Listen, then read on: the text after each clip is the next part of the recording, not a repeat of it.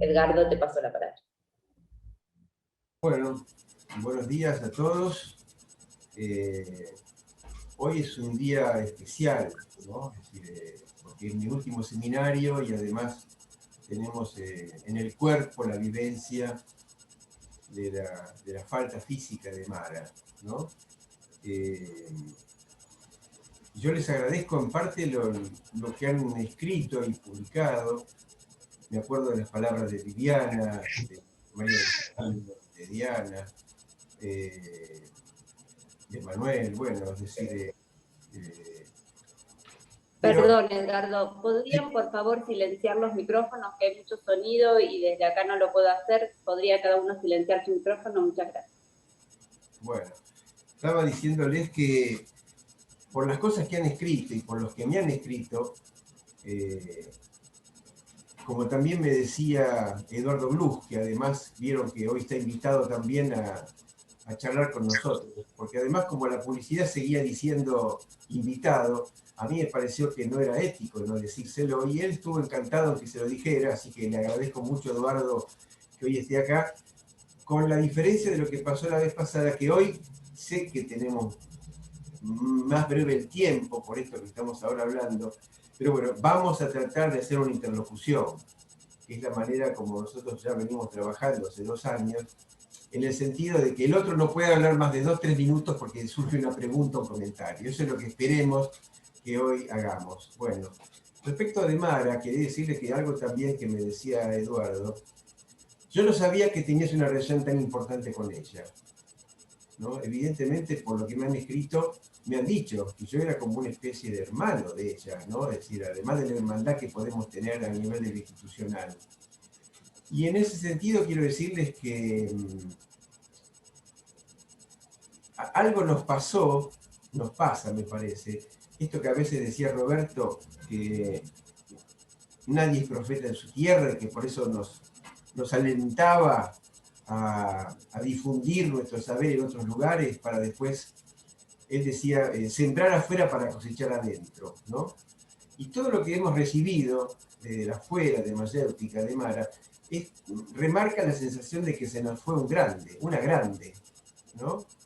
Esa idea de que cómo va a ser un grande si es mi vecino, en el sentido de que si todos somos compañeros de Mayéutica, digamos, no voy a reconocer un grande, bueno, parece que esta dimensión de la grandiosidad de Mara nos viene desde una afuera, y bueno, eso es algo que esperemos que en este homenaje que se haga de ella, que podamos hablar tanto de su dimensión política como su dimensión teórica y conceptual. Yo quiero simplemente decir algo de ella, porque si no me voy a sentir como que, ¿cómo voy a hablar de algo sin hablar algo de ella? Eso es lo que me pasó todo en la cabeza el día de ayer. Quiero recordarles, que recuerden conmigo 2 situaciones que tienen que ver con el principio de mi relación con Mara y el final tan trágico de la relación con ella. En el año 81, así hace 40 años, yo di un curso de psicopatología en la Asociación de Psicólogos de Buenos Aires. Una de mis alumnas era Mara Musolino. Y al poco tiempo, yo en el segundo semestre, y no recuerdo exactamente, ahí está algunos que pueden recordar cuándo, Zulis, si recordás cuándo, al poco tiempo Mara también se hizo miembro de Mayéutica. Es decir, que algo de la transferencia conmigo le sirvió para eso. Perdonen, pero no puedo desconectar el teléfono. No sé quién está llamando. El otro recuerdo es que el miércoles pasado, a raíz de las 9ª jornadas clínicas que vamos a participar desde Mayéutica, yo le escribí a Mara como pude escribirle, ¿no? Diciéndole que esperaba sus comentarios respecto, sabiendo de su licencia, si ella iba a participar o no de las jornadas, y me contestó el viernes que ella quería hablar, porque yo le dije que yo no iba a hablar, porque yo ya había hablado en la jornada anterior y no me parecía bien que tanto representante de Mayéutica yo hablara de nuevo, si bien escribimos los dos para esas jornadas sobre transexualismo. Ella el viernes a mañana me contestó que quería ser ella la que leyera. porque había sido la que escribió. Por lo tanto, piensen que si la jornada es la primera semana de septiembre, sabiendo ella de la gravedad de lo que tenía y del tiempo que tenía limitado, ella pensó en ese momento que podía llegar. Bueno, lamentablemente no le dio el tiempo, y bueno, haremos, como decimos, de los contratiempos del psicoanálisis, haremos la presencia de su tiempo en ese homenaje que vamos a hacerle. Bueno, dicho esto, tengo que decirles que hoy, como última clase, se me viene todo encima. ¿Cómo hacer para sintetizar todo lo que he pensado, escrito, elaborado respecto a esto? La implicancia que tiene para mí dar un seminario. Esto que decía Lacan, que un seminario era aquello donde por un lado hablaban también los otros y por otro lado uno aportaba algo nuevo cada vez. Bueno, digamos que lo nuevo que yo quise aportar con este seminario es la idea de qué decimos cuando queremos hablar de lo psicosomático. Les recuerdo que encontré ahora 8 dimensiones de lo que Lacan quería decir cuando hablaba de lo psicosomático. A ver, me voy a acercar para buscar las cosas.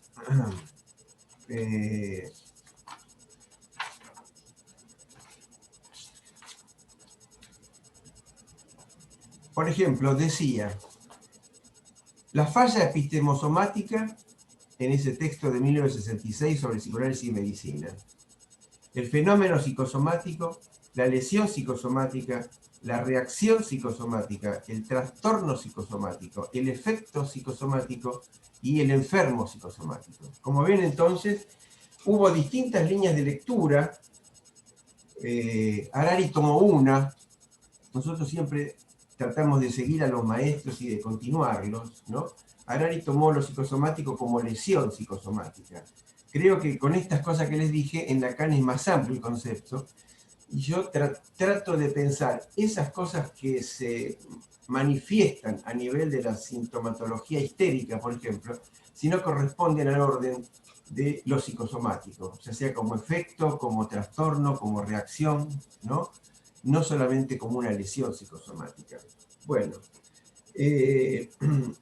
yo les había dicho que había un texto que les recomendé que leyeran, el de Heidegger, con toda la dificultad que tenemos de leer por su concepción ideológica y política, ¿no? a la teoría de Heidegger, pero bueno, Lacan decía, mi amigo, entre comillas, ¿no? en sus textos. Quiero decirles algunas palabras de este texto, las palabras, la significación de las palabras, que es un agregado a un texto del año 44, con lo cual supongo que Lacan se nutrió de él, ¿no?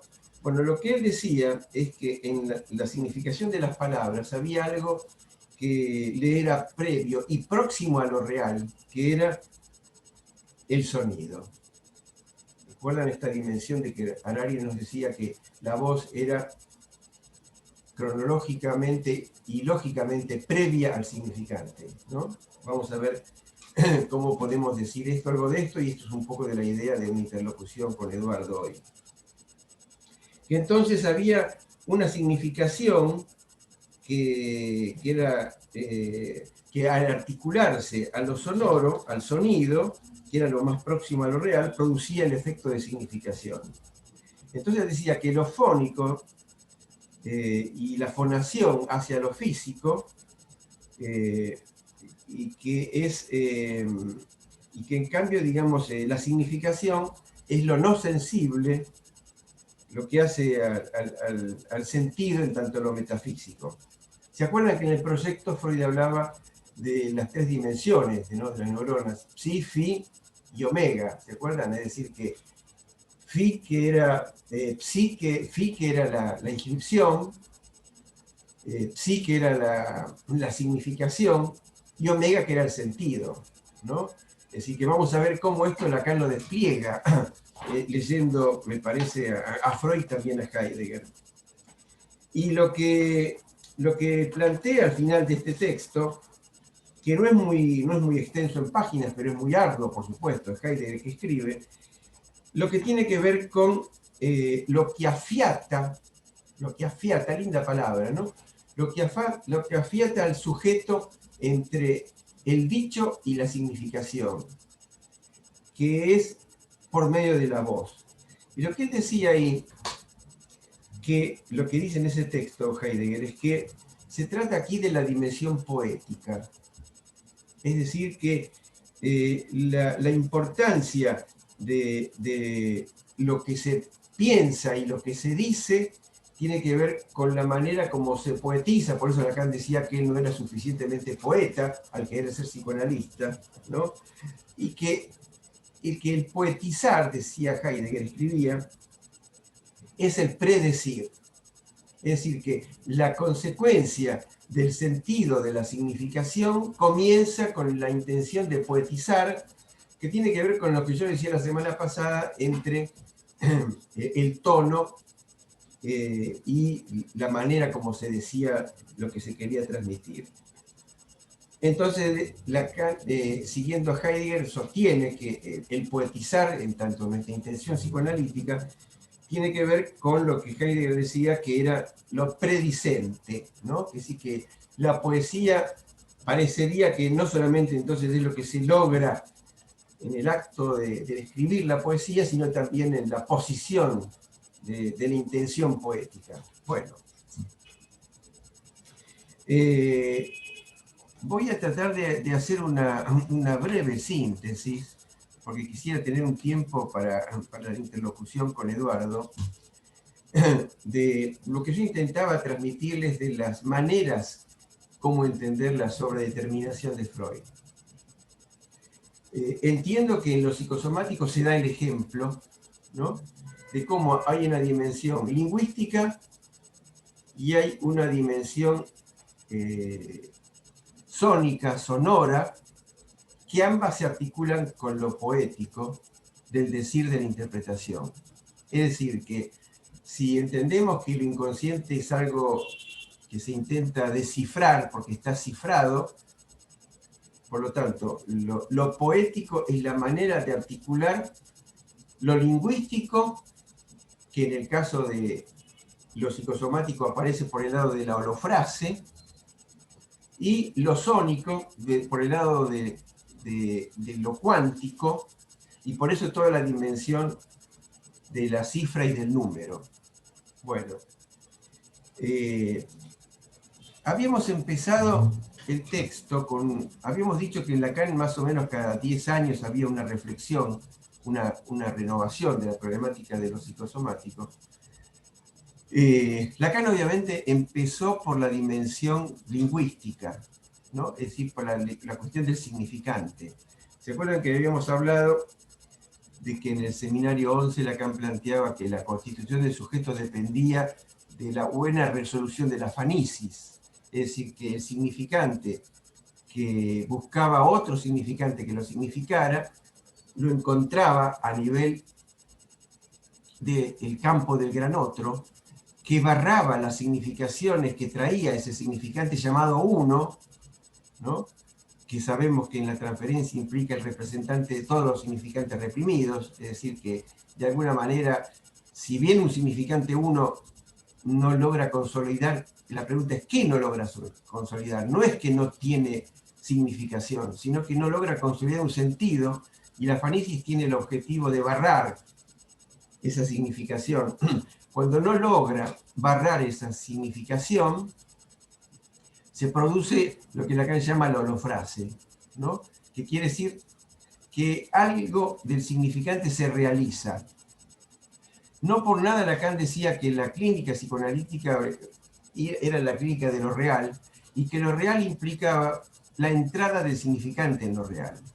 Es decir, que de alguna manera lo holofrásico, ¿no?, que aparece en lo psicosomático, en nuestra pretensión, en mi pretensión, de poder avanzar en cuanto a la resolución clínica de lo psicosomático, tenía que ver con una manera particular de entrada del significante en lo real. habíamos visto que Lacan decía que la entrada del significante en lo real era la abolladura del significante, o como también escuché que topológicamente se dice que es la planadura del significante en lo real. Bueno, fíjense que entonces lo que habíamos leído en el texto de la conferencia en Ginebra del año 75 es que Lacan decía que los pacientes psicosomáticos presentaban algo del orden de lo escrito. De lo escrito que era que no sabíamos leerlo y que era presentado como un enigma y que mostraba un corte entre lo que está escrito y lo que se puede decir y lo que se puede hablar. Que tenía que ver con la asignatura, es decir, con lo que vale como nombre propio, que implica en el sujeto el pasaje de ser uno más de los objetos del mundo a ser algo que no se puede traducir, que es el nombre propio, y por eso también Lacan sostenía que el análisis consistía en volver a hacer entrar el nombre propio en lo que tiene de nombre común. Es decir, que digamos, que Lacan sostiene que lo psicosomático es una forma de escritura del nombre propio y que por lo tanto implica algo del orden de lo real que tiene el nombre propio. Y que esto ya en el 75 decía que tiene que ver con el valor de cifra que tiene eso, que tiene lo que está escrito y que aparece como lo psicosomático y que tiene que ver con el número. Con lo cual vamos a hablar con Eduardo en lo posible de esta relación entre lo real como número, como cifra y como signo. Porque Lacan lo decía en el seminario ya 9, que se trataba del nacimiento del signo en el nacimiento del significante. Bueno, ¿cómo entonces un significante existe? Porque está adherido a un signo y cómo logra desprenderse de esa dimensión sígnica en la medida que busca otro significante, pero el problema es que ese otro significante también está ligado a un signo, porque Lacan partió del signo en Saussure, aquello que intentó modificar cuando se incluyó en la dimensión de Peirce, de que el signo es algo para alguien, y Lacan ya decía en el seminario 9, que lo corrige también en el seminario 20, que el signo no es solamente algo para alguien, sino que es algo que afecta. El signo es algo que afecta.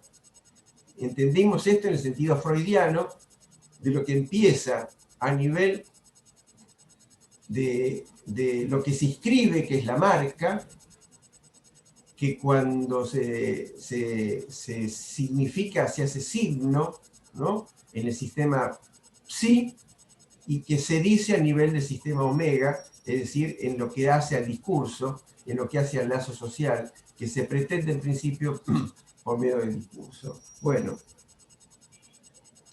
la cuestión que hace a lo psicosomático en Lacan también implica en nuestra clínica las dos dimensiones con las que nosotros trabajamos, que son las del goce y la del deseo.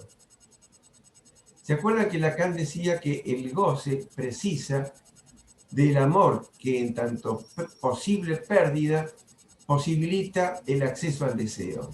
Y como la transferencia es amor, el amor de transferencia es el que logra ligar la dimensión de goce que tiene lo que de real nos aparece con la dimensión de deseo, que es lo que podemos anhelar y decir, que es la diferencia que hace Lacan entre deseo y anhelo, ¿no? Entonces, si en el 75 él decía que se trata de abordar lo psicosomático por la revelación del goce específico que hay en su fijación, plantea entonces que se trata de la identificación en el nombre propio, el trazo unario, que es la segunda identificación que dice Lacan que hay en Freud. Bueno, entonces, esto que aparece, digamos, así respecto a lo que se holofrasea, yo encontré algo que me interesó, que me llamó la atención, porque como todos los libros, magníficos libros de de Harari sobre qué dice el cuerpo en nuestro psicoanálisis, que está publicado desde Mayéutica, él toma en el capítulo de lo psicosomático y articulado a la cuestión de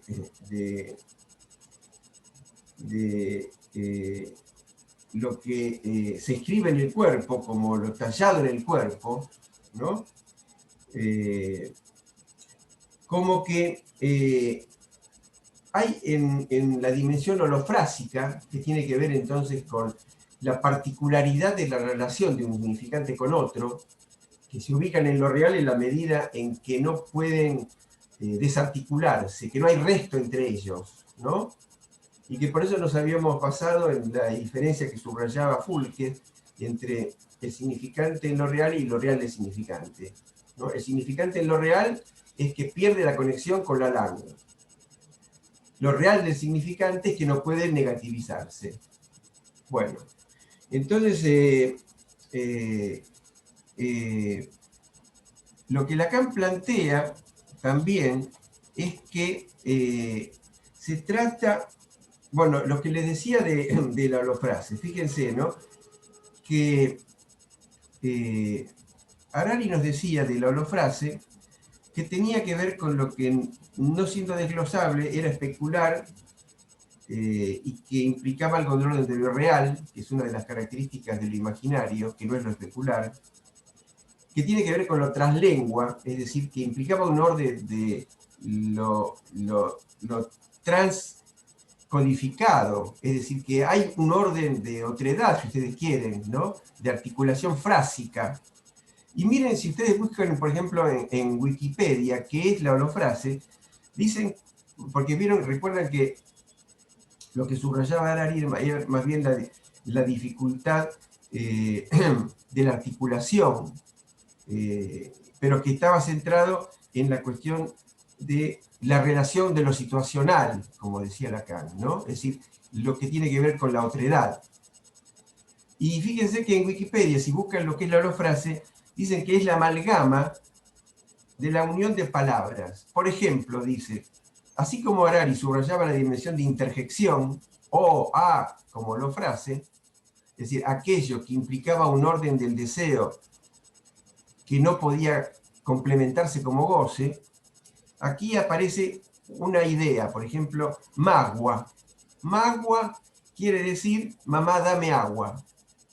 Digo, como para entender la dimensión holofrástica de la frase llevada a lo real, que implica la dimensión de lo psicosomático. Bueno, yo para concluir este pequeño desarrollo, obviamente me quedan muchas cuestiones para poder decirles,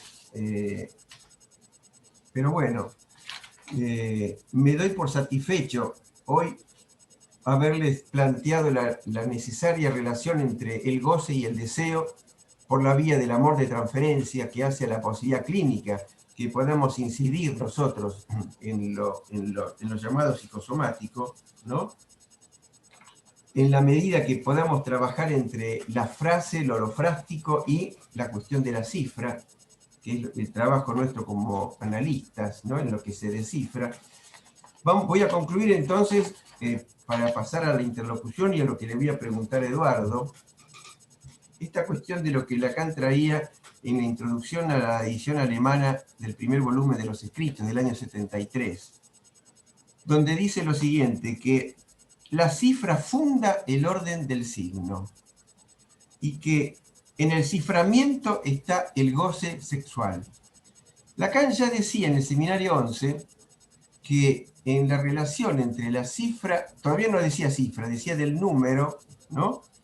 Se trataba del goce sexual. Es decir, que lo que va a plantear acá, y que continúa con lo que decía en el seminario 11, que a nivel de los números, que son de lo real, es decir, digamos, los números son de lo real, las cifras son de lo simbólico, de la relación entre lo real del número y la cifra simbólica se hace la cuestión del signo, pero de lo importante es que, fíjense que y esto es lo que va mi primera pregunta a Eduardo,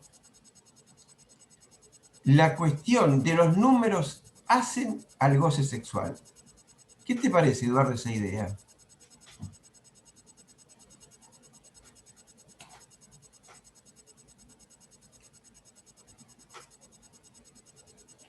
Eduardo, ¿estás por ahí? Por favor, ¿podés desmutearte? Hola, ¿qué tal? Este, buenos días. Quiero decirles algo sentidamente, que les acompaño el sentimiento a los amigos y compañeros y colegas de Mara. No la conocí, pero las cosas que estuve leyendo y viendo el día de ayer me dieron alguna idea de la singularidad de esa mujer. Así que bueno, quería compartir esto con ustedes. A ver,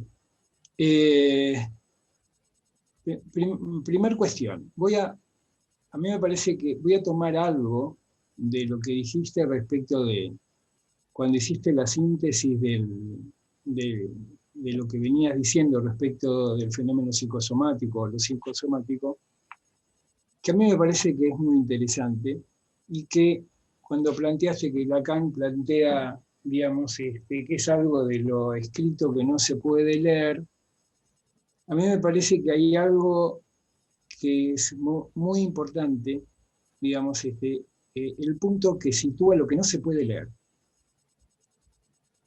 Hoy, digamos, lo que no se puede leer, digamos, atañe ¿a qué? Digamos, es una escritura que no se puede leer, o lo que no se puede leer, digamos, plantea una relación con la marca distinta a la de la letra.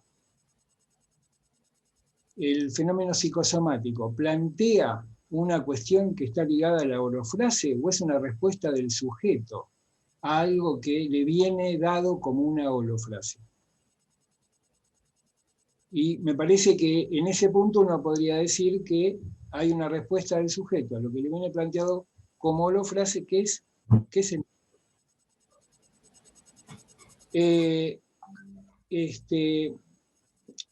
Si hay algo que nos plantea una diferencia en tanto y en cuanto mantengamos esa cuestión de lo que se puede leer y lo que no se puede leer, ¿no? Perdón, Eduardo, entonces vos lo que estás planteando entonces es que una cosa es la holofrase y otra cosa es la manifestación psicosomática. Sí, exactamente. Está muy bien. Es que no me parece que la manifestación psicosomática devenga sencillamente de la holofrase. Me parece que ya una respuesta del sujeto a la holofrase.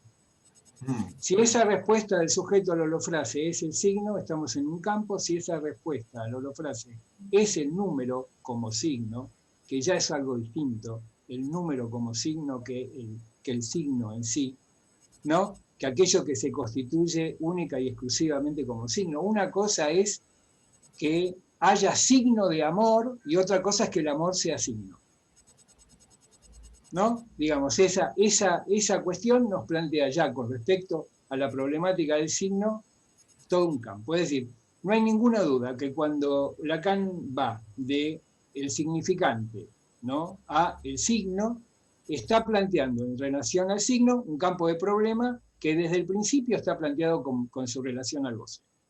Es decir, el signo... vos fíjate que Lacan dice que el goce es de lo real.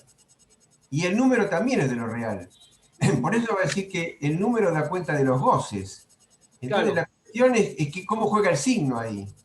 Claro, es que el signo no funciona como signo. El signo funciona en relación al agujero que el signo implica. El signo implica un agujero. Para hacer un desarrollo de eso es necesario meterse en fregue y, digamos, ver con cierta claridad, digamos, cuál es la relación entre el conjunto vacío y el cero, que no es lo mismo, ¿no? Porque ya el cero requiere una dimensión de conteo.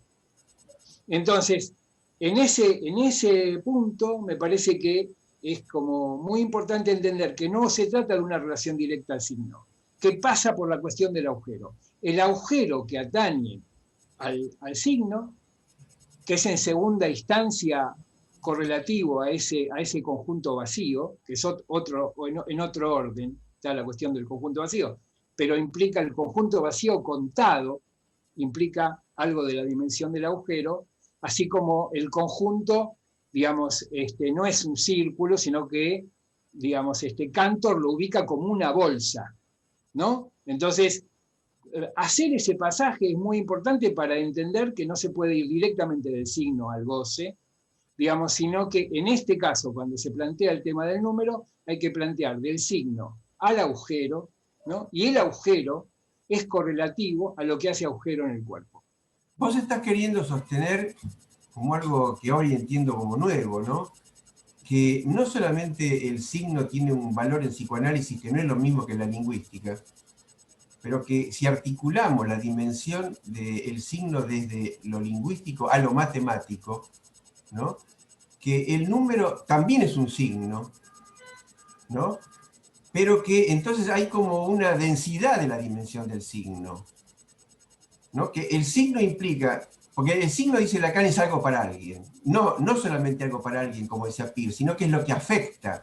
Entonces yo me pregunto, ¿escribir un número me afecta? Y parecería que me tiene que afectar, si no, no voy a escribirlo, ¿no? Es decir, como que hay algo... Está fenómeno, me gusta lo que decís, digamos, porque introducís una dimensión que si afecta o no afecta. Porque hay distintas maneras de afectación con respecto al número. Una cosa es, porque ahí hay que meterse claramente en la dimensión del decir, que es el decir, la escritura y el leer, que es aquello que nos pone, digamos, en curso en relación al significante, en relación a la lectura, o que nos pone en algo que no atañe a la lectura, sino que atañe al desciframiento. Entonces, ¿qué es que afecta? Un sujeto puede estar afectado con algo que parece un número, que es un significante, y que se deriva, digamos, con un significante en el análisis. Entonces, el 9 puede aparecer repetidamente, pero no tiene el lugar de número. Está ubicado como un número, sin embargo, fácilmente puede derivar a significante, conducir a asociaciones, etc. En cambio, uno puede estar afectado por el número en la línea de estar afectado por el signo, es decir, estar captado por el número, que es algo absolutamente distinto a aquello que tiene que ver con el decir. Por ejemplo, si lo llevamos a la clínica esto, ¿no? Que es lo que nos preocupa a todos nosotros. Lacan decía en esta conferencia en Ginebra que hay que abordar al psicosomático por la revelación del goce específico que hay en su fijación, ¿no? Para revelar el goce específico que hay en su fijación, él había dicho que es necesario pasar por el orden del deseo. Ustedes fíjense que cuando uno toma, por ejemplo, los autores que yo les dije, tanto Fulques como Jean Guir, que hablan sobre la clínica de los psicosomáticos, hagan un ejemplo, ponen, ¿no? Por ejemplo, un paciente que venía a hablar todo el tiempo de sus dolencias físicas.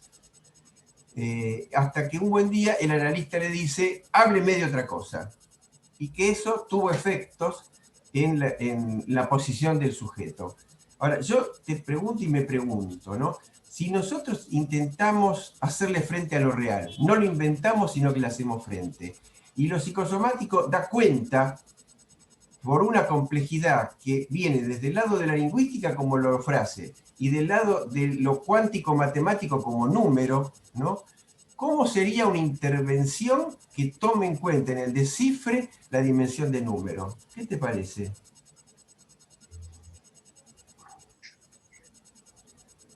Vos tenías un ejemplo, ¿no? Sí. Cortito. Sí. Una viñeta clínica, digamos, una paciente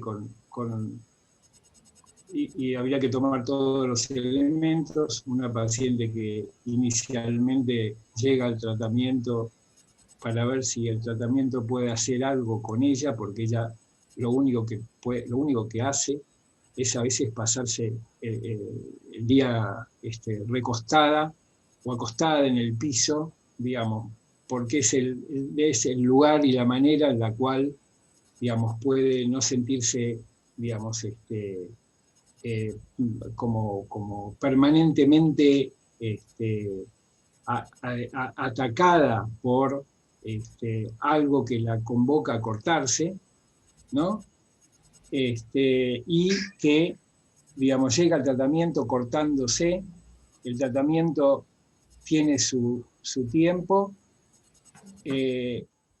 deja de cortarse y a partir de cierto momento, y en un segundo momento, yo digo, voy a hacer una lógica ahí, ¿no? Digamos, contado, descontarse, contar, en un cierto momento empieza a ser alrededor de sus cortes, que ahora cuentan, digamos, hacer tatuajes, digamos, que van surgiendo de esos cortes. Y que creo que lo que vos te referías es que yo hice un comentario de que trabajaba, digamos, como editora de cine, ¿no? Montajista, editora de cine, montando las imágenes, montando la secuencia de imágenes, y que era algo que no había aprendido, que no se había formado, que de repente vio que le podía salir con cierta facilidad y que permanentemente eso era un efecto de un cifrado. Es decir, cifraba y descifraba, digamos, es decir, hacía de la escena una cuestión cifrada y coordinaba las escenas a partir de ese descifrado y armaba un nuevo cifrado. Era bastante significativo, algo, creo que te referías a eso, ¿no? Digamos, de cómo hay algo que está pasado, que es alguien que está en cierto sentido afectado, o que por el número, y que arma su realidad, digamos, de una manera numérica, y que no hay ningún tipo de deslizamiento, no hay un decir puesto en juego en ese lugar, sino que básicamente establece una dimensión de armados, de cifrado, y habría que tener muy en cuenta eso que dije al principio, que era que lo único que podía hacer inicialmente era cortarse cuando había algo que tenía que cortar de cualquier cuestión que significaba algo que algo así como que la alienaba. Bueno, si te parece, para no hacer de esto algo demasiado impúdico, de mostrar nuestras interlocuciones, creo que la idea mía de hoy era hacer de esto una interlocución, así que si te parece vamos a incluir a todos los que están, que puedan intervenir, comentar con estas cuestiones, digamos, pueden intervenir, preguntar. Bueno, no sé si, Andrea, tenés que dar la palabra. Sí. Sí, les pido por favor que levanten la mano, porque no los veo a todos con la manito amarilla, y les voy pasando la palabra. Pero yo lo que quisiera, Andrea, es que sea tipo interlocución, no solamente así preguntas, okay. que sea más espontánea la cosa, ¿no? Es decir, que podamos comentar esto, ¿no? Es decir, yo quiero decir de esta cuestión que estaba trayendo Eduardo, que me parece que lo que estamos planteando es que si tenemos que articular la dimensión lingüística de lo holofrágico con la dimensión matemática de lo cuántico, ¿no? Todo esto no deja de lado la dimensión de lo edípico, porque Lacan lo que dice es que es necesario el mito de Edipo para acceder a lo real. Y cuando plantea el nombre propio, lo articula a la cólera divina, que tiene que ver con la identificación al trazo unario del otro, como nombre propio, en el sentido de lo que tiene que ver con el padre, la cólera con el padre, es decir, que lo situacional que hace a lo frásico de la relación con un otro, que queda coagulada con algo que no se puede seguir diciendo, tiene que ver tanto con el deseo como con el goce y por lo tanto con el edípico, y por eso se resuelve a nivel de la doble transferencia. Bueno, en principio les quería comentar eso y a ver cómo podemos seguir avanzando en esto.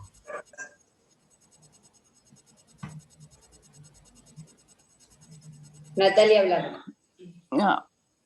Bueno, me quedé pensando en esto, a ver si una pregunta muy precisa, ¿no? En esto escrito que no se puede leer. Eduardo, vos señalás que hay también en relación a eso una respuesta del sujeto. La pregunta que se me aparece es, ¿de qué otro tipo de respuesta podemos pensar que no sea lectura? ¿Y cómo la llamaríamos? ¿Una imitación? Te ¿Una copia? te digo lo que me parece a mí con esto, y es lo que nos junta con Edgardo en un campo de problema, Sí. y es que tiene que ver con aquello que no puede leerse, y que para Edgardo tiene que ver con la psicosomática, y para aquel que trabaja con niños, digamos, también está muy presente en cómo ubica, digamos, el sujeto en la infancia. Digamos, hay algo que hace, digamos, en la infancia, no a la lectura, sino a la presencia del cuerpo en la infancia. Digamos, el cuerpo en el sentido del cuerpo como respuesta, ¿no? Es decir, aquello que se arma, el montaje de la pulsión, aquello que se arma como respuesta del cuerpo en el campo de la infancia y que no atañe, digamos, a la lectura, sí atañe a incluirlo en el campo del otro, sí, porque siempre es en el campo del otro, siempre atañe a incluirlo en el campo del otro, introducirlo, digamos, en la lógica significante para que la representación, entre comillas, tome cuerpo. Es decir, digamos, aquello que se responde con el cuerpo o se responde con aquello que toma cuerpo en el campo de la representación. Entonces, cuando vos agarrás y decís, ¿qué es aquello que no tiene que ver con leer? Digamos, sin ninguna duda que el analista lee, cuando juega, el analista lee la escena del juego. Y además ubica el lugar de objeto que tiene el niño en esa escena. Pero es aquello que posibilita elaborar una respuesta distinta, porque lo que viene como sintomático en el niño es que el niño responde con el cuerpo, en el registro imaginario, en el registro simbólico, en el registro real, a la demanda parental. Cuestión no reconocida parentalmente y que implica una demanda al analista para que reintroduzca en ese lugar una lectura. Eduardo, quiero decirte que me parece en esto que estás planteando, que la pregunta o el comentario de Natalia tiene que ver con que no solamente que no podemos leer, ¿no? Lacan dice humildemente que muchas veces no sabemos leer. ¿Sí? Es decir, está diciendo que por un lado a veces podemos y a veces no sabemos, ¿no? Obviamente para rescatar la dimensión de real que tiene eso, ¿no? Lo que está diciendo, que me parece interesante repensar, como analista de niños, que vos también sos, que esto de lo psicosomático, que tiene que ver para nosotros lo que diferencia el instinto de la pulsión, ¿no? Es decir, como que la diferencia del instinto de la pulsión es que en la pulsión existe lo inconsciente que implica, y por eso toda la cuestión de la intersubjetividad cuestionada por Lacan, cuestionada no quiere decir eliminada, ¿no? Que el otro puede mentirnos, ¿no? Parecería que respecto de eso, en lo psicosomático hay algo que, como lesión psicosomática, no desaparece inmediatamente. Cuando Lacan dice la identificación al trazo unario del otro como nombre propio, ¿no? Es decir, la lesión psicosomática como identificación, hay una relación y una diferencia con el juego. Vos estás diciendo que hay una cierta correlación entre lo que aparece a nivel de lo psicosomático y el juego en los niños. Y lo que diferencia es el grado de identificación que hay. ¿Puede ser? Por ejemplo, en lo que vos dijiste, el otro puede mentirnos frente a la certeza que puede implicar una relación con la holofrase. El otro puede mentirnos, digamos, en alguien que sostiene su existencia en su decir, que no es el caso del niño, estableciendo esa dimensión, digamos, que pone en cuestión algo atinente a la verdad, a una verdad absoluta. En el niño eso se llama introducir en el niño en el campo del otro bajo la forma del juego. cuando nosotros jugamos con los niños, lo que hacemos es introducir al niño en el campo del otro, en sus funciones, en su lógica, digamos, en su dinámica, ¿no? En ese punto, nosotros llevamos cierta certeza que se establece en relación al lugar del niño respecto de la demanda parental a un lugar en el cual, digamos, la verdad queda fuera y hay algo que puede tomar dentro, en el campo de la representación, puede tomar ese cuerpo que aparece como sintomático. Entonces, en ese sentido puede mentir y en el sentido del juego es de jugando. Es una versión de una relación compleja con la verdad. Eduardo, una pregunta entonces. ¿Y cuál es el lugar del poetizar del analista con un niño? ¿Vos en qué sos poeta con un niño? En el acto. Porque lo que nos interesa de la poesía es el acto poético.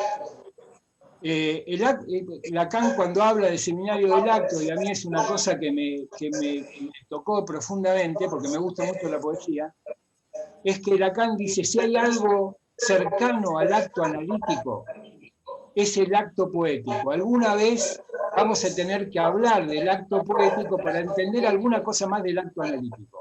Dice, el acto analítico no es el acto poético. Pero sí hay algo con el cual podemos parametrar el acto analítico con el acto poético. Es que hay una dimensión de acto, digamos, en el acto poético. Eso es lo que está muy cercano a nuestra problemática del campo del psicoanálisis, no la dimensión que está del lado de la metáfora, del lado de la metonimia, no especialmente el acto. Y en los niños, la relación del acto, de lo que parametrea el acto con el juego, es evidente. Eduardo, es decir, esto sí. quiere decir entonces que cuando vos jugás con un niño, lo que te sostiene como analista en el juego es que sentís que estás poetizando también, entonces. ¿Sentís que? Que estás poetizando. María estás, Ricci tiene una pregunta también para hacerle. no es solamente, que no es que estás jugando. Sí, te diría la cosa más importante que está ligada a la problemática de la infancia en Freud es el poeta y el fantasía. Claro, exactamente. Muy bien, muy bueno. María.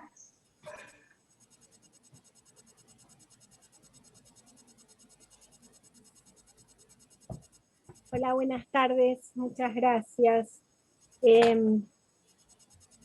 Bueno, me sumo a la pregunta de Natalia, voy en esa misma dirección, que ya sabemos que es algo que nos encuentra, así que no es raro.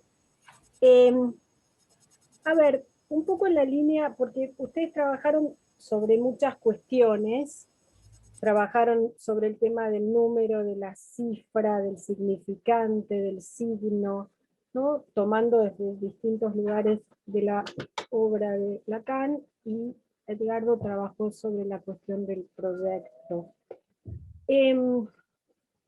Me parece interesante esa función que hace Eduardo entre el psicoanálisis con niños y la cuestión de la psicosomática, porque me parece que efectivamente atañe al orden de la escritura y la lectura, o de las inscripciones, trazas, marcas. Me parece que conviene usar todas esas palabras, porque no quieren, cada vez, no sé qué quiere decir cada una, pero lo que tengo claro es que no quieren decir lo mismo, ¿sí? Entonces, volviendo, ¿cómo? Huella, te agrego huella. Huella, correcto, bien, bárbaro, porque va al punto. Me parece que ahí retomo lo que traía Edgardo del proyecto.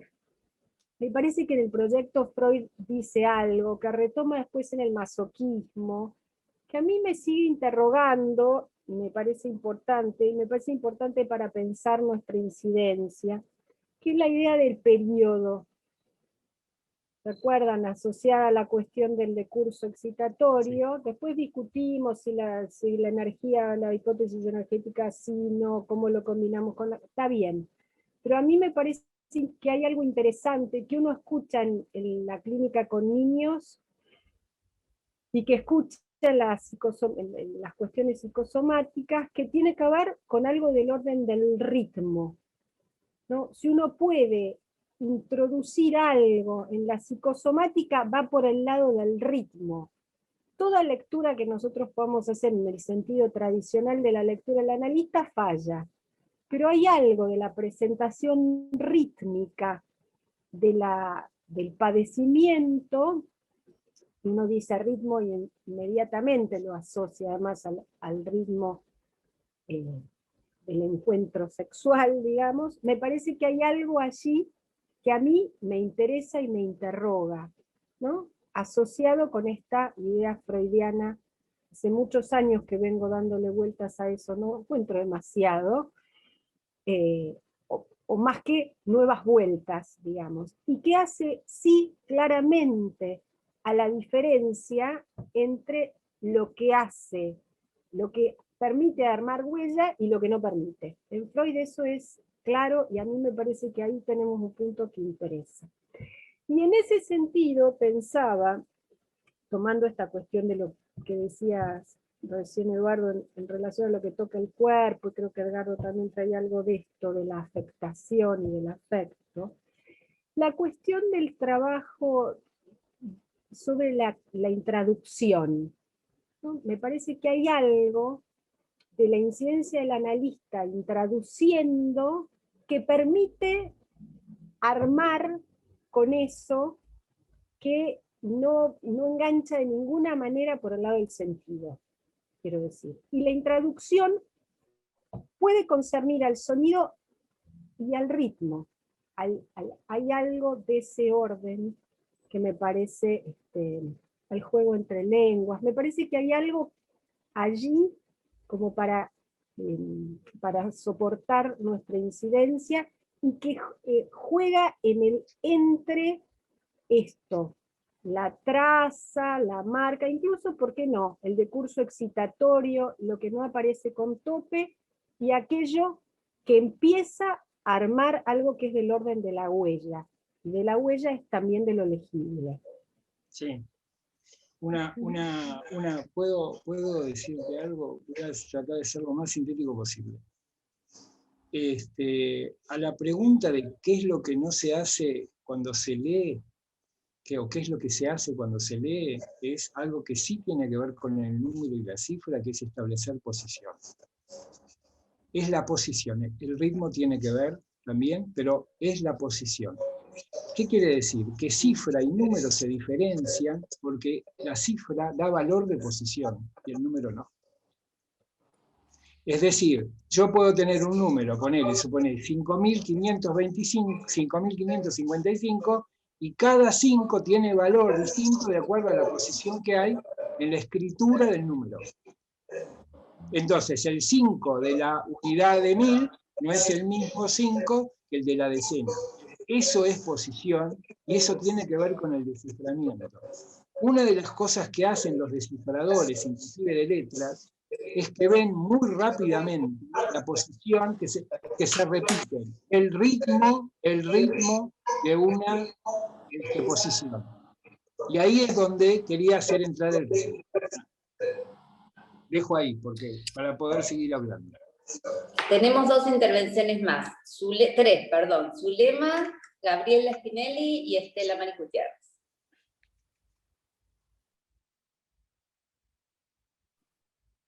Hola, buen día. Bueno, 2 cosas. Una, que en realidad es para nuestra... Perdón, Zule, creo que me había cortado el sonido. Quería comentar algo antes de darte la palabra. Después le vamos a preguntar a Eduardo que digamos algo de esto, de esta interpretación de tuya estilo, ¿no? Pero quiero decirles que, para articular lo que decía María y lo que traía Natalia, que Lacan termina su recorrido, digamos, teórico, diciendo en su seminario 24 lo siguiente: hay lesiones del cuerpo que suspenden la memoria, la del discurso. Es decir, que si yo digo que lo psicosomático implica una dimensión de real en el cuerpo, la pregunta es, yo como analista, ¿qué hago? ¿hago lo posible para bajar esa dimensión real a lo simbólico o intervengo a nivel de lo real para provocar, digamos, un torbellino, ¿no? Fíjense que Lacan en el 73, cuando después de trabajo bueno, de Ancor, dice que hay dos dimensiones de real. Hay un real inaccesible, es decir, que sigue siendo enigma, y un real al que accedemos, que es el del número. Es decir, que al real que él considera que accedemos es el del número. Pero fíjense que él había explicado ya en el seminario 9, que cuando se hacen los números, alfa, beta, gamma, lo que sea, las letras, en realidad son las que vienen de otro alfabeto, de otra lengua, que cuando pasan a una nueva lengua cambian de sentido. Es decir, que el problema es cómo hacemos para recrear con el mito de Edipo lo que implica una relación actual de algo del pasado. Eso es el orden de la repetición. Bueno, Zule, te doy la palabra. Bueno, un poco lo que a mí se me ocurría era a partir de esto, que esta referencia del seminario 24, donde él dice, hay lesiones en el cuerpo que nosotros causamos, que en realidad haciendo referencia al lenguaje, digamos, al causar como el hablar, porque justamente porque hablamos, pero claro, cuando nosotros hablamos, nos encontramos que siempre hay una dimensión. A mí me hizo pensar en la cuestión de poesía y verdad, ¿no? Digamos también como por ahí la verdad que no hay más que, digamos, que tiene estructura de ficción, tal como de alguna manera también, digamos, lo tiene lo poético. Ahora, respecto de esta cuestión que traías del seminario 24, a mí me parece claro, digamos, que algo también interviene en el orden de lo que serían las forclusiones, digamos, esas forclusiones que afectan justamente al cuerpo. De qué manera algo de lo forcluido, de necesariamente forcluido en lo simbólico, de pronto, digamos, retorna en el cuerpo o en lo que podría llamarse lo real del cuerpo. Eso por un lado. Por otro lado pensaba, cuando escuchaba a Eduardo respecto por un lado el acto poético, si justamente no proviene, precisamente lo hay, porque hay un límite a la legibilidad, ¿no? Digamos, por otro lado, la imposibilidad de la lectura, ¿no? Esto de, bueno, no lo podemos leer o no lo sabemos leer, es que, y a mí me hizo pensar, que yo ya se lo había referido a Edgardo en un momento, las elaboraciones de Lacan en el Seminario del Saber del Psicoanalista, también al año siguiente en Ancor, respecto de la relación entre el amuro, con todo lo que esto tiene que ver con la voz, con la sonancia, con lo sónico, y con lo que de esto recibe el cuerpo, pero que también de lo que resulta, quizás, entonces sería algo de ese cifrado, pero que no es posible leer. Uno dice, ¿podríamos ir del otro lado del muro a ver si lo leemos? Y bueno, justamente, o hay lecturas que son absolutamente, digamos, no lecturas, hay, digamos, en todo caso, huellas que son absolutamente ilegibles. Entonces, yo pensaba, si lo que nosotros, como intervenimos, digamos, si no es un intento de escribir algo sobre esa, vamos a decir así, sobre esa ilegibilidad, que en todo caso volvemos a escribir dejando siempre entonces un margen no legible. De allí entonces, no sé si acá es donde tiene la función, digamos, de lo que queda como intervalo o como agujero, y donde entonces surgiría, digamos, lo que sería del orden de la invención, ¿no? Digamos, o sea, justamente en tanto invención como correlativo a esa imposibilidad de lectura. Bueno. ¿Alguno de ustedes quiere tomar la palabra o le pasamos la palabra a Gabriel?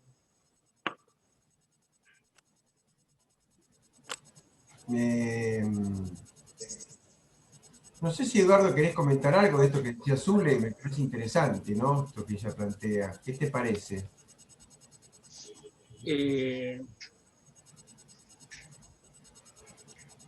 me parece especial. Te digo lo que pensé mientras planteabas la posibilidad de hacer legible. Me quedé con eso, ¿no? La posibilidad de hacer que algo sea legible. ¿Cuál es? Bien, si yo tomo mi experiencia con los niños, y yo creo que no solamente es indispensable para un analista que trabaja con niños, no hay especialidad de niños, es decir, tener una experiencia no solamente de su análisis, sino como analista, en un análisis efectivamente conducido. Digamos, yo podría decir que a mí el juego me ha enseñado mucho en eso, porque en general aquello que viene del lado del niño, como algo que toma cuerpo en el niño, en general está planteado como no legible, ¿no? Que hay que hacer un paso para hacerlo legible. El paso para hacerlo legible, para mí se llama introducirse en el juego del niño. Es decir, el juego que tiene una relación con la verdad, que la verdad queda afuera porque es de jugando, no solamente tiene que ver con la verdad, tiene estructura de ficción, sino que tiene que ver que en alienación-separación, la línea de la separación es la línea de la verdad, la línea que lleva algo de lo inconsciente legible. Que cuando uno piensa en el seminario del acto, piensa, digamos, transcurre la transferencia y el análisis mirando al lado del ello y al lado del inconsciente. Va alternativamente viendo cómo se van produciendo esos efectos de lectura y el nuevo agujero que se va produciendo, digamos, y así va llevando el análisis. En el niño, digamos, ponerse a jugar, entendiendo que el juego en sí es un dispositivo muy particular, el juego es la estructura, lo que hace es introduce al niño y al niño jugando como jugante en el campo del otro. Es en esa dimensión donde uno puede introducir al sujeto, digamos, en el campo del otro, donde hay algo que empieza a ser legible. Es decir, digamos, a veces no es la situación de objeto, digamos, que tiene el niño, lo que da la posibilidad, tratar de sacarlo de ese lugar, sino que es introducirlo en una escena distinta para que algo circule como de otra manera y empiece a hacerse legible. Entonces, me parece que ese pensar que es la posibilidad de introducir a esa dimensión no legible, que solo lo cuenta el otro de una manera enigmática y cerrada, tiene que descontarse para después contarse, digamos, desde su lugar enunciativo. Me parece que ese camino es lo que ofrece algo de esa posibilidad.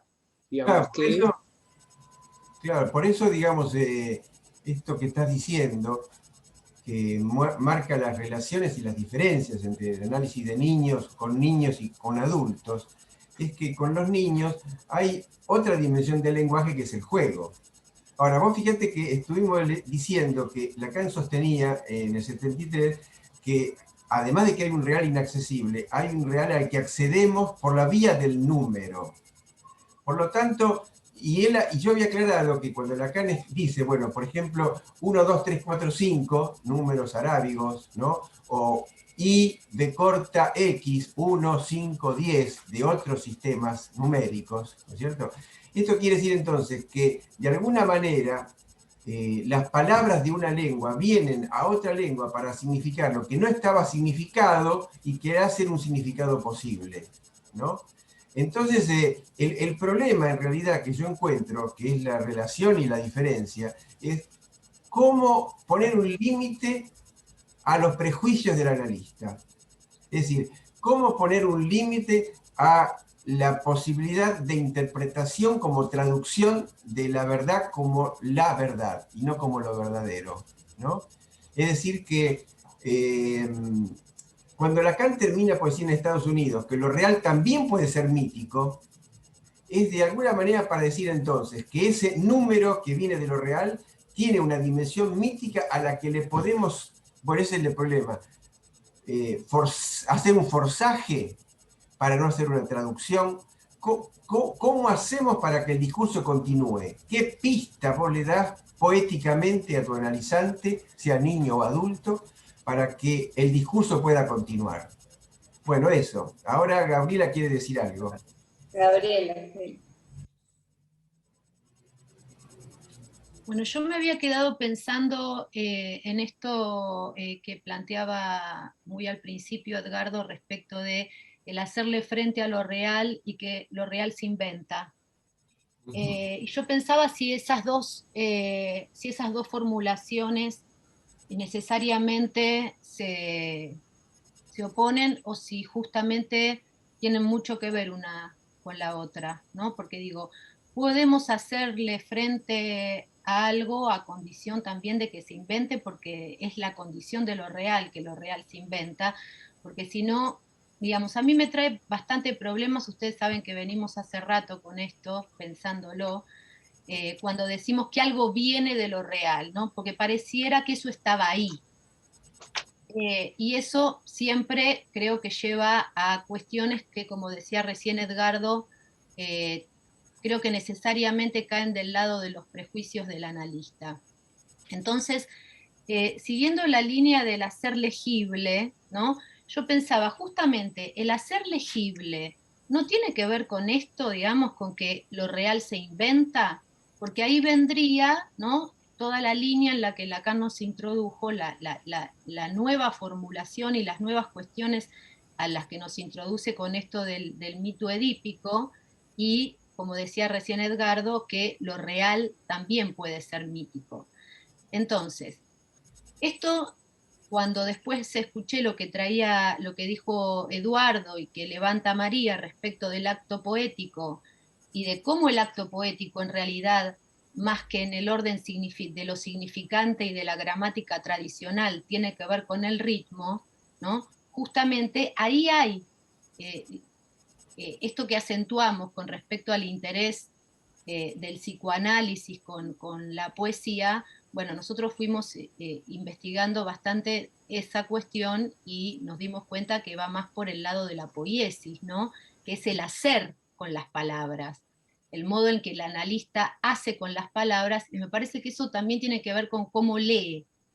El modo de leer la poesía, sabemos que tiene mucho más que ver con el ritmo y con la voz, porque se funda en el ritmo la poesía, si no, no hay poesía posible, porque de hecho también hay poesía en la prosa, ¿no?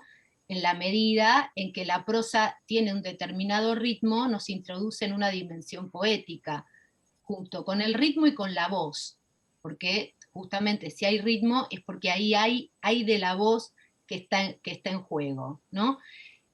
Y esto me interesaba porque ahora una cosa que estoy tratando de pensar es justamente en lo que tiene que ver de lo poético con la prosodia, que me parece que también ahí tenemos bastante para trabajar, ¿no? Porque bueno, no podemos desestimar la gramática porque sabemos de las relaciones de la gramática con la pulsión, ¿no?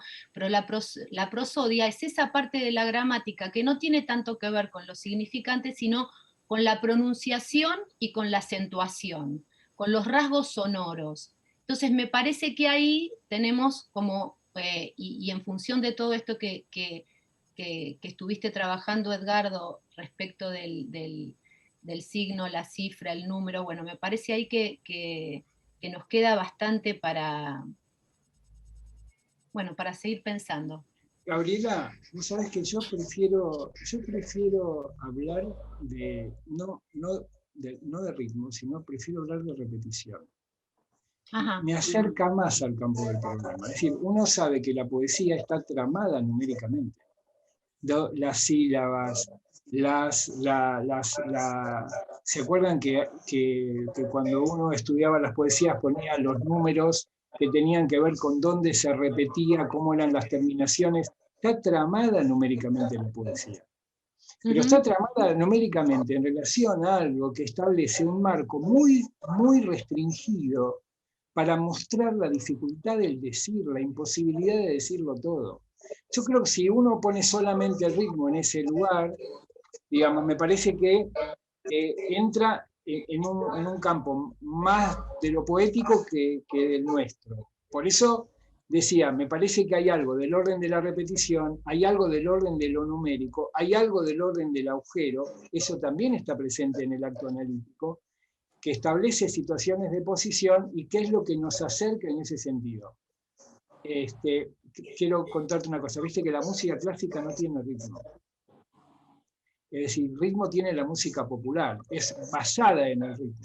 La música clásica no tiene esa dimensión rítmica que tiene la música popular. Es decir, hay algo de un goce del cuerpo, me parece, ¿no? Estoy equivocado, Zulema, con el ritmo en la música. Hay situaciones rítmicas, qué sé yo, Beethoven, tan, tan, tan, tan, ¿no? Digo, hay algo que tiene que ver con lo rítmico, pero no está basada en el ritmo. La composición, la escritura, me parece que no está basada en el ritmo. ¿Es así o no? Me parece que hay muchas, claro, hay muchas condiciones en relación al ritmo y la repetición. Ahí ese es todo un capítulo, ¿no, Rizzi? Claro, sí, hay música popular claramente subida al ritmo, partes del jazz, por ejemplo, pero hay cuestiones de la música que llamamos culta sumamente puesta sobre el ritmo también. Depende de cuál. ¿Cómo hacemos? ¿Hablamos así? ¿Conversamos? Está Diana y Estela que querían tomar la palabra. Quiero decir una sola cosita, que en realidad los que hemos bailado sabemos, y que los que bailan saben, que en realidad es la música lo que anima al cuerpo. El bailarín, decía yo muchas veces, escucha la música con todo su cuerpo, no solamente, o sea que realmente sí, el ritmo, más aún el movimiento danzante, completa a veces los silencios, las pausas, o sea, por supuesto de que es movimiento, el cuerpo es animado pulsionalmente, justamente por lo que hace a las pulsiones sónicas, fónicas, invocantes. Bueno, eso, después otras cositas. Gracias. Como queda poco tiempo, le damos la palabra entonces, Andrea, a Diana y quién más quería decir. Tenemos a Diana y a Estela que querían tomar la palabra. Bueno, las escuchamos porque nos queda poquito tiempo. Adelante. Poquito tiempo, nos quedan 5 minutos. Estela estaba antes que yo. Levantó la mano hace rato. Así que hacemos cortito cada una, así podemos intervenir. Sí. Dale, Estela tenía hace rato con la mano levantada. No importa, de las dos que pensaba hacer voy a hacer solo una. En relación al fenómeno psicosomático, signo psicosomático, como después querramos pensarlo,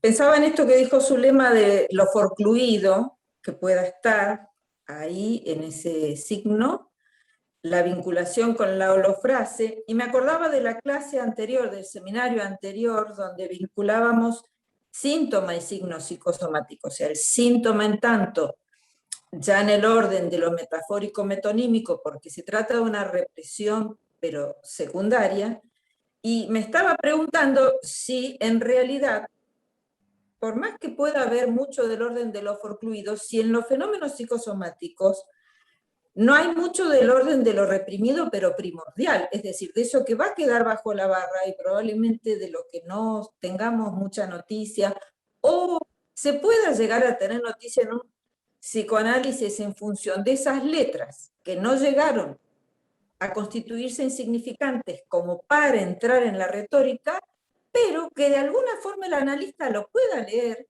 y en esa lectura algo se pueda escribir. Bueno, dejo acá lo segundo, ya no del tiempo. Diana. Hola, ¿qué tal? Voy a ser muy breve. Primero agradezco a Eduardo y a Edgardo todas las cuestiones que nos trajeron para seguir avanzando realmente complejas. Primero me parece, Eduardo, no sé cómo lo pensás, pero me parece que hay no podemos deslindar el ritmo de la repetición, ¿no? Que la repetición efectivamente tiene un ritmo, ¿no? Y aún en la música clásica hay en algunas piezas y en algunos pasajes necesidad, por supuesto, del ritmo. De hecho, la palabra fiatar que usó Edgardo al principio de su clase tiene que ver con armonizar y armonizar los tríos, los cuartetos, digamos. Es un término absolutamente musical que tiene que ver con el ritmo y que tiene que ver para mí con la repetición. Pero la cuestión más importante que me quedó para preguntarles es que esto de la relación entre la cifra y el goce, Edgardo dijiste que la cifra es de lo simbólico, Lacan dice que el goce se cuenta y el goce está cifrado. ¿Qué versión del goce podemos considerar entonces para lo psicosomático? ¿Qué versión de los goces, tal como nosotros lo entendemos, a partir del seminario 20 en adelante, qué versión del goce, de las que maneja Lacan en ese seminario y nosotros consideramos? ¿Cuál es la versión del goce que podemos situar en relación a los psicosomáticos, ya que están vinculando? Creo que los dos están de acuerdo en que es algo que se cifra. Ahora, si es de lo simbólico, no es de lo real. Entonces, ¿cómo incluimos ahí la cuestión del goce? Esta es la pregunta que se me fue construyendo, escuchándolos. Bueno, muchas gracias por todo lo que trajeron y muchas gracias por la clase de hoy. Muy especialmente lo agradezco porque tiene un valor para mí muy especial. Bueno, tengo un minuto y... Si quieren, un minuto cada uno para responder. Eduardo, les voy a contestar tanto lo que cerró como planteo que ya se venía desarrollando de Estela Maris, como también lo de Diana. Y voy a contestar, me parece, en lo que me pueda salir de psicoanalista. Es decir, no contestar, digamos, directamente, sino en otro sentido.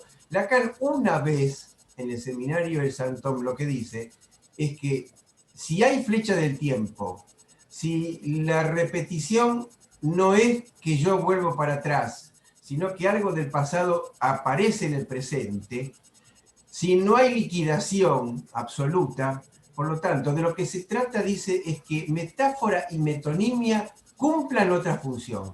Espero, Diana, haber respondido algo a lo que me preguntabas entonces. Adelante, Eduardo. Bueno,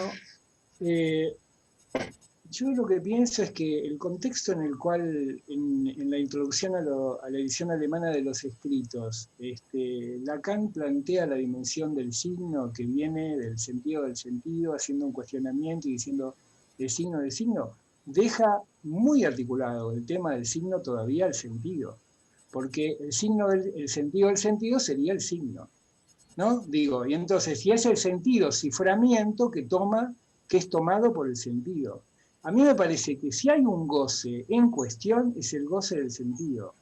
Digamos, por presencia o por no presencia, pero late el goce del sentido cuando hay algo del signo que está puesto en juego y del ciframiento. Bueno, y por lo tanto, Diana, tomando esto que decía Eduardo, recordando estos trabajos que trabajábamos, ¿no? De la introducción a la versión alemana y el Congreso de Le Mot, que la cuestión, digamos, que el síntoma es un nudo de signos, ¿no? Es decir, que es un entrelazamiento de sentidos que se consolidan en la significación. Cuando la gente dice que el síntoma se engorda con sentido, es porque el sentido puede, por eso termina por decir que tratemos de buscar un real efecto de sentido.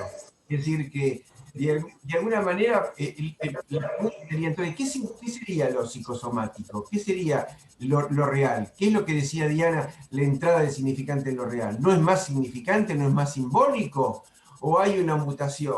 ¿O no hay una forma, hay otra forma de captar lo real que no sea por medio de lo simbólico?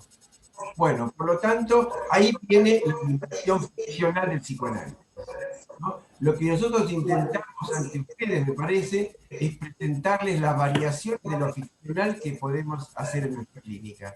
Bueno, les agradecemos mucho.